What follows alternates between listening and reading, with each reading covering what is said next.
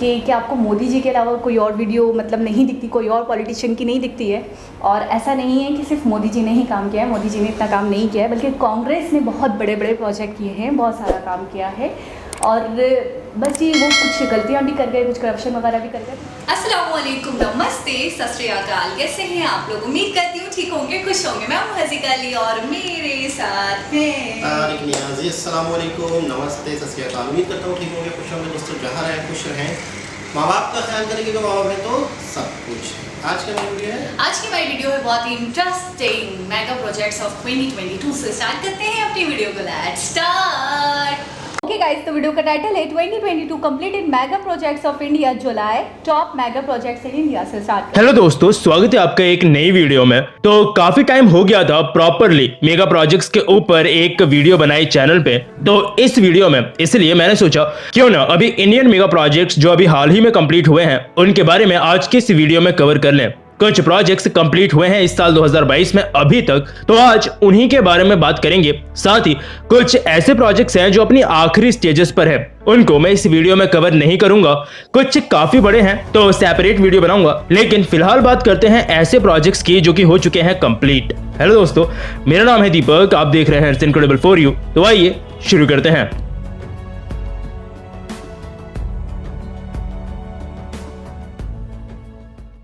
चलिए शुरुआत करते हैं पहले प्रोजेक्ट से, और इसके लिए आपको लेकर जा रहा हूं पुणे, जहां पर कंप्लीट हुई है पुणे मेट्रो। महाराष्ट्र का दूसरा सबसे बड़ा शहर है पुणे, और पिछले कुछ सालों में पॉपुलेशन पुणे के अंदर काफी तेजी से बढ़ी है, और इसी के साथ साथ जरूरत भी बढ़ी है पुणे को एक अच्छा पब्लिक ट्रांसपोर्ट देने की, जो कि अब लेकर के आ रही है पुणे मेट्रो। 2008 में एक्चुअली इसको सबसे पहले प्रस्तावित किया गया था, और उसी साल इसकी डिटेल्ड प्रोजेक्ट रिपोर्ट भी तैयार कर ली गई थी, लेकिन उसके बाद ये प्रोजेक्ट लटक गया अप्रूवल्स की वजह से। 2016 में आकर के इस प्रोजेक्ट को सारे अप्रूवल्स मिले, और वहां से फिर जाकर के प्रोजेक्ट पे काम होना शुरू हुआ, और उसके बाद प्रॉपरली 2 लाइन्स इस प्रोजेक्ट में, पर्पल लाइन और एक्वा लाइन का कंस्ट्रक्शन वर्क शुरू किया गया। पर्पल लाइन टोटली 16.59 किलोमीटर लंबी है इस प्रोजेक्ट के अंदर। एक्वा लाइन की लंबाई लगभग 14.66 किलोमीटर है।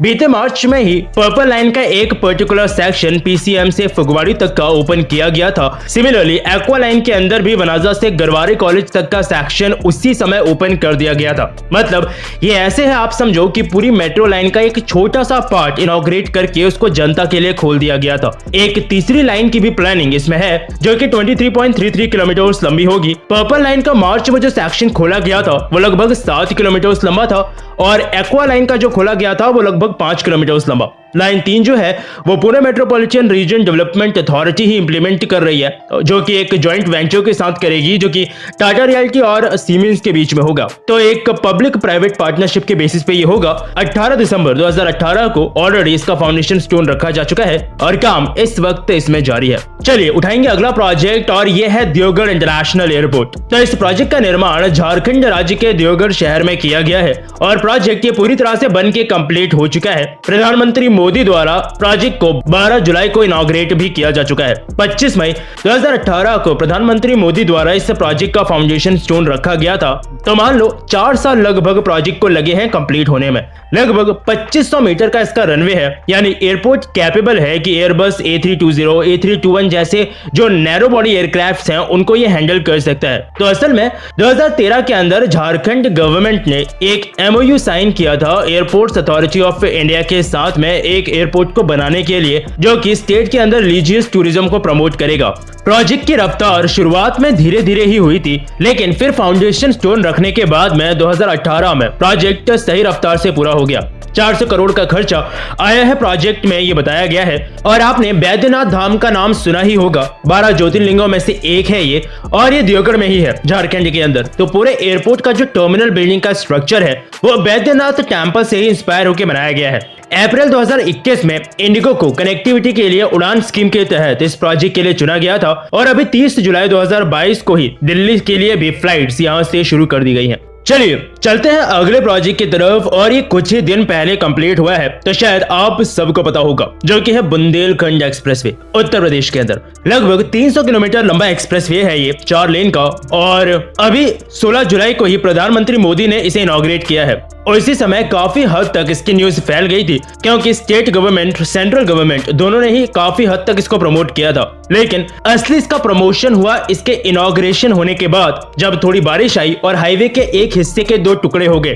लोगों ने वीडियो बना ली और वीडियो वायरल हो गई। ऐसा क्यों हुआ था, मैंने वीडियो बनाई है इस पे प्रॉपरली, तो आपको जानना है कि बनते ही इतनी जल्दी इस हाईवे में ऐसा क्यों हो गया, तो आप उस वीडियो को देख सकते हो। 15,000 करोड़ का लगभग खर्चा आया है प्रोजेक्ट में, और बुंदेलखंड के लिए काफी हद तक डेवलपमेंट लेकर के आएगा ये प्रोजेक्ट, ऐसा बोला जा रहा है। क्योंकि लॉजिकली देखा जाए तो थोड़ा सही भी है, क्योंकि कनेक्टिविटी अगर आ जाएगी तो डेवलपमेंट धीरे धीरे होने लगता है, और उत्तर प्रदेश में कई जगह है प्रॉपर कनेक्टिविटी से आज भी अछूती है। तो ये प्रोजेक्ट कनेक्टिविटी को तो बूस्ट कर रहा है। 2017 में ये प्रोजेक्ट लॉन्च हुआ था, तो लगभग 5 साल लगे हैं प्रोजेक्ट को कंप्लीट होने में। 7 डिस्ट्रिक्ट से ये पास हो रहा है उत्तर प्रदेश में, जिनका नाम मैंने स्क्रीन पे लिख दिया है, जिसमें हमीरपुर, इटावा और चित्रकूट भी शामिल है। तो ऑब्वियसली उम्मीद है कि चित्रकूट धाम में भी ये टूरिज्म को एक अच्छा खासा बूस्ट देगा। चलिए अगले प्रोजेक्ट को पकड़ते हैं, और इसके लिए हम लोग जाएंगे बिहार। अगला प्रोजेक्ट है महात्मा गांधी सेतु। तो बिहार से एक्चुअली गंगा निकलती है, जो कि बिहार को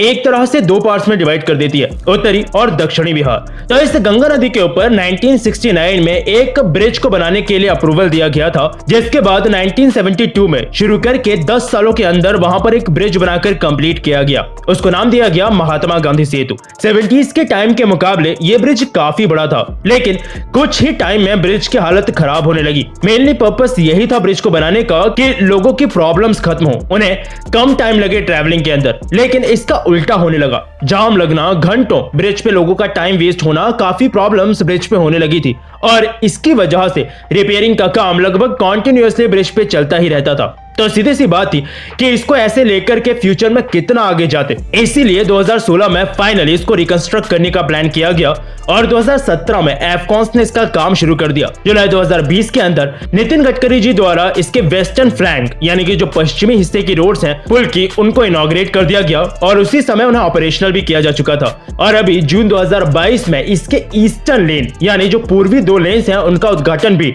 नितिन गडकरी जी द्वारा किया जा चुका है, और अब फाइनली वापस से पूरा प्रोजेक्ट कंप्लीट हो चुका है। चलिए अगले प्रोजेक्ट के बारे में बताता हूं, और ये आखिरी प्रोजेक्ट होगा, और यह है ट्रांस हरियाणा एक्सप्रेसवे।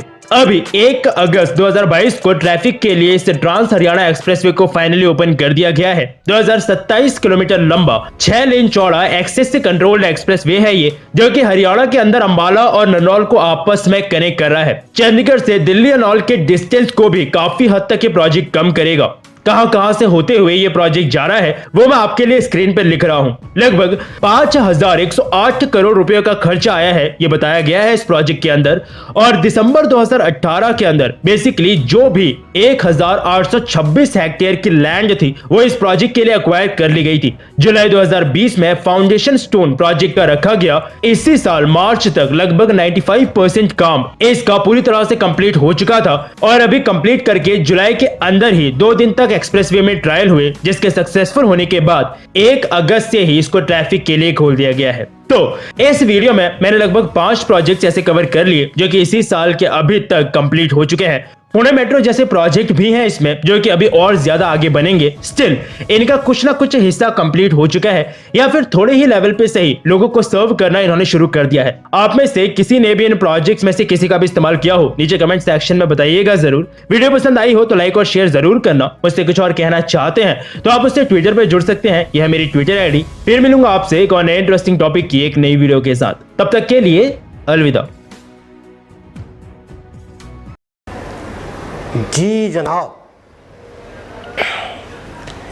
इसमें से हमने 2 से 3 प्रोजेक्ट पे प्रॉपर इंडिविजुअली वीडियो देखी है। अच्छा, बुंदेलखंड दियोगर एयरपोर्ट के हवाले से मैंने फर्स्ट टाइम देखी है, और महात्मा गांधी सेतु ये भी फर्स्ट टाइम, और हरियाणा आई थिंक देखा था हमने। हरियाणा था, और बुंदेलखंड एक्सप्रेस भी अभी तो उस पर तो पूरा ट्रैवल किया था ना किसी ने, पूरी वीडियो में उसने दिखाई थी पूरा ट्रैवल करके। मैं सबसे पहले एक बात की तरफ आप लोगों की तवज्जो दिलाऊं, वो ये कि जितने भी प्रोजेक्ट्स हैं वो किसकी हुकूमत में हुए?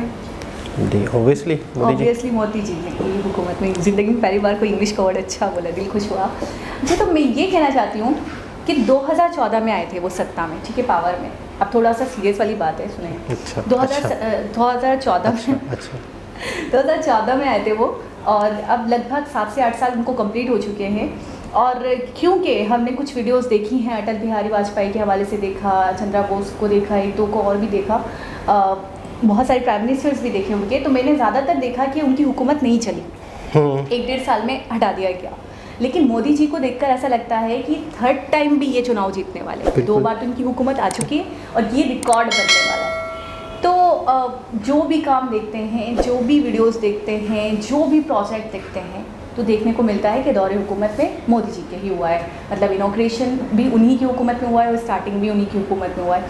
तो उसको मद्देनज़र रखते हुए हम मोदी जी को बहुत सराहते हैं, बहुत रिस्पेक्ट करते हैं। उनकी डिग्निटी, उनकी जेनरसिटी अपनी जगह बहुत अच्छी है, अखलाक के बहुत अच्छे हैं, बेवर बहुत अच्छा है, उसके साथ साथ काम भी बहुत अच्छा है। अच्छा, जो भी हम वीडियोस देखते हैं वो वीडियोस आपकी तरफ से सजेस्टेड होती हैं। ऐसा कभी भी नहीं होता कि हम कोई भी वीडियो अपनी मर्ज़ी से उठाएं और उस पर रिएक्शन दे दें। हमारे एक व्यूवर हैं, सब्सक्राइबर हैं, राहुल 123, और आईडी तो इसी नाम से, वैसे वो अपना नाम भारत बता रहे थे, तो वो मुझे कल रात में मैसेज करके कहने लगे इंस्टा पे कि क्या आपको मोदी जी के अलावा कोई और वीडियो मतलब नहीं दिखती, कोई और पॉलिटिशियन की नहीं दिखती है? और ऐसा नहीं है कि सिर्फ मोदी जी ने ही काम किया है, मोदी जी ने इतना काम नहीं किया है, बल्कि कांग्रेस ने बहुत बड़े बड़े प्रोजेक्ट किए हैं, बहुत सारा काम किया है। और बस ये वो कुछ गलतियाँ भी कर गए, कुछ करप्शन वगैरह कर गए, तो इसकी वजह से वो बदनाम हो गए, वैसे ज़्यादा काम उन्होंने किया है। तो मैं उनसे ये कहना चाहती हूँ, पहली बात तो वीडियो हमें सजेस्टेड होती है, हम खुद से तो देखते नहीं है, और दूसरी बात क्या ये झूठ है? मतलब जो भी वीडियो हम देखते हैं और उसके अंदर इतने सारे हमें प्रोजेक्ट देखने को मिलते हैं, इतने कॉस्टली प्रोजेक्ट जो मतलब मैं ही कहूँ कि हर कंट्री के बस की बात भी नहीं है, और वो उनकी हुकूमत में होते हुए दिखते हैं, तो यकीनन हम उनको सराहेंगे, यकीनन हम उनकी तारीफ़ करेंगे। इसमें कोई दो राय तो है नहीं कि हम उनको बुरा कहें, जबकि हम देख रहे हैं कि वो इतना अच्छा काम कर रहे हैं, उसके बावजूद हम कीड़े निकालें, हम उनको बुरा कहें, तो ये तो बनता ही नहीं है ना। तो आप लोग थोड़ा सा, मतलब मैं कभी कभी कंफ्यूज हो जाती हूँ कि मतलब क्या, मतलब सजेस्ट भी आप ही लोग करते हो, फिर सामने से मतलब थोड़ा सा तंज भी आप ही लोग करते हो कि यार आप लोगों को कोई और पॉलिटिशियन नहीं मिल रहे और कोई नहीं दिख रहा। कांग्रेस को जहाँ तक मैंने समझा है, ये मेरा अपना ओपिनियन है, maybe I am wrong, Congress के अंदर मुझे वो मैच्योरिटी नहीं दिखती जो मुझे मोदी जी के अंदर या उनकी पार्टी के पॉलिटिशियंस में दिखती है। ना वो एक ठहराव दिखता है, ना ही मुझे लेकर मुल्क को वो सीरियसबिलिटी दिखती है। ये मेरा अपना एक थॉट कह लें, अपना एक ओपिनियन है, मैं गलत हूँ, लेकिन मुझे तभी कांग्रेस की निस्बत बीजेपी के नेता या बीजेपी के लोग ज़्यादा समझ आते हैं, ज़्यादा सही समझ में आते हैं। और ये भी मैं किस आधार पे या किस बेस पे कह रही हूँ, वो भी इस बेस पे कह रही हूँ जो वीडियोस मैंने देखी हैं। मतलब मेरा अपना पर्सनल कुछ भी नहीं है, जो आपने हमें सजेस्ट किया हमने वही देखा। सबसे बड़ा इसका प्रूफ ये है कि ये जो 4-5 प्रोजेक्ट बताए गए हैं ये कंप्लीटेड हैं। हमने अक्सर जैसे अपने बारे में, अपने कंट्री में या बहुत सारी ऐसी चीज़ें होती हैं, पॉलिटिशियन होते हैं, बड़े बड़े दावे करते हैं, हम ये कर देंगे, हम ये कर देंगे, हम ये भी कर देंगे, हम यूं कर देंगे, फ्यूचर फ्यूचर फ्यूचर। अच्छा, फिर होता कुछ नहीं है, उसी चीज़ पे वोट लिए जाते हैं।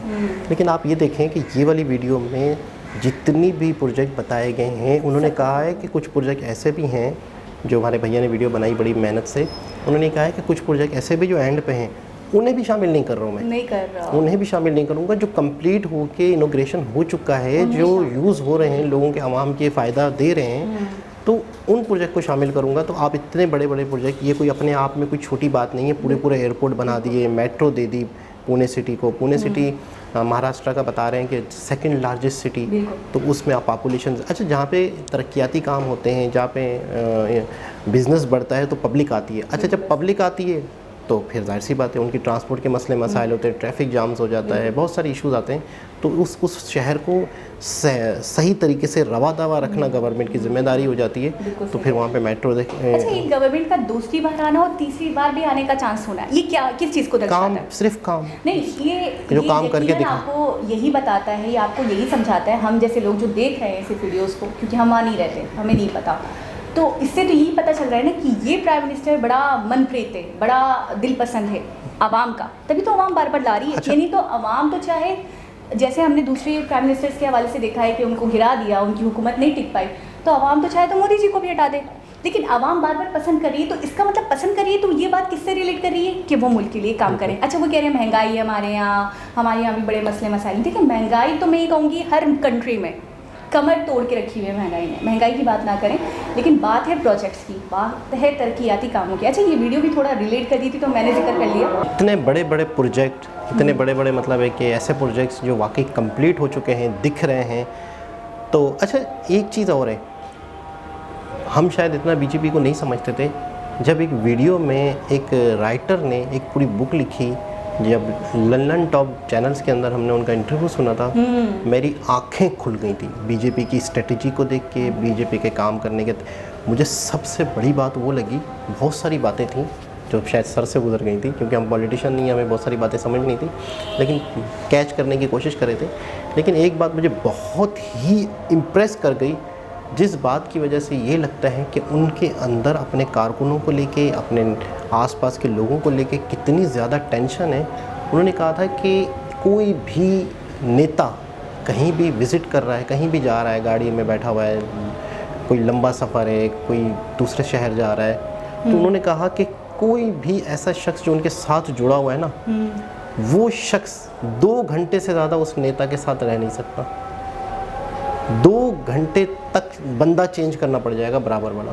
उसकी वजह ये बताई कि बराबर में कोई सा भी दूसरा कारकुन है, वो कहेगा यार वो उनके साथ रहते हैं, वो उनके साथ रहते हैं। फिर मैंने उस पर बात भी की थी कि हमारे यहाँ हमारे पॉलिटिशियन के साथ हम देखते हैं कोई ना कोई बंदा जुड़ा होता है, कोई ना कोई बड़ा करीबी खास होता है, लेकिन वो कोई ख़ास को 2 घंटे से ज़्यादा नहीं रख रहे यार। बताएं सर। मतलब आप इंतहा देख लेना कि अपनी सेंसिटिविटी की, अपनी कारकुनों के दिलों के अंदर कोई ऐसी फीलिंग पैदा ना हो कि यार मैं तो इतना काम करता हूँ, वो उनके साथ रह गए। अच्छा, ये हो भी जाती है, नेचर है कि किसी भी पॉलिटिशियन को किसी एक के साथ अटैचमेंट हो जाता है। लेकिन बोले कि 2 घंटे से ज़्यादा किसी को जोड़ते ही नहीं। इससे ज़्यादा बड़ी बात और क्या हो सकती है कि अपनी पार्टी के कारकुनों के दिलों में कोई मैल ना आए। अच्छा, हम यहाँ पे ये इस बात पे बहस करने बैठे भी नहीं है कि फलां पार्टी अच्छी है और फलां पार्टी अच्छी है, हमारा इससे कुछ लेना देना है भी नहीं। वही वीडियोस पे रिएक्शन देते हैं जो आप सजेस्ट करते हैं, आपका प्यार है, आपका सम्मान है कि आप हमें इस लायक समझते हैं। कांग्रेस ने भी काम किया होगा, मैं ये नहीं कह रही, मैं उनको डिनाई नहीं कर रही, लेकिन हो सकता है हमारी नज़रों से नहीं गुजरा, हमारी नज़रों से जो गुजरा हमने उसके बारे में कहा, उसके बारे में बात की।